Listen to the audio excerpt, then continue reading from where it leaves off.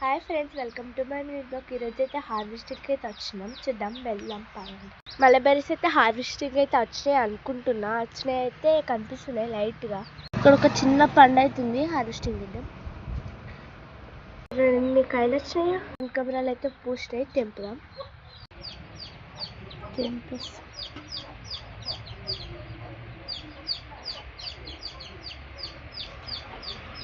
చెట్టు చూడండి ఫ్లవర్స్ చూసాయో. ఇప్పుడైతే మల్లెపూలు అయితే ఉన్నాయి. హార్వెస్టింగ్కి తెంపుతున్నా. చూడండి, ఇది అనమాట పొడుగు మల్లె అంటారు. తెంపుకున్నా.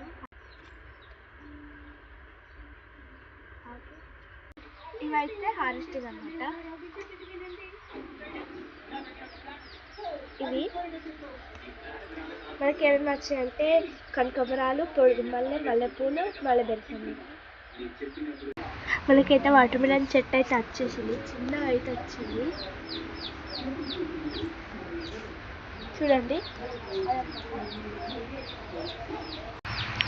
జాంకాయ అయితే హార్వెస్టింగ్ అయితే ఇంకా రాలేదు. కొన్ని రోజులకి హార్వెస్టింగ్ చేద్దాం అనుకుంటున్నా. మామిడికాయలు కూడా కాస్తున్నాయి అన్నమాట. హార్వెస్టింగ్ పెద్ద ఆయనకి వేద్దామని చూస్తున్నా. చూడండి, చింత చెట్టు అనమాట. అన్ని చెట్ల మధ్యలో అది చదే పెరిగింది. చింతగింజలు వారేస్తుంటాం కదా, అయితే చెట్టు చాటుకి దాసుకుంది అనమాట. ఇగోండి, ఒక్కటే పూసింది అనుకుంటున్నా.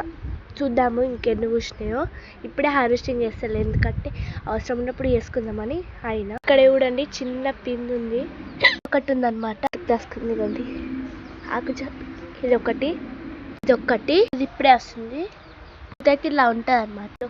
ఒకటి కోడి పాపలు చూడండి ఎట్లు వస్తున్నాయో.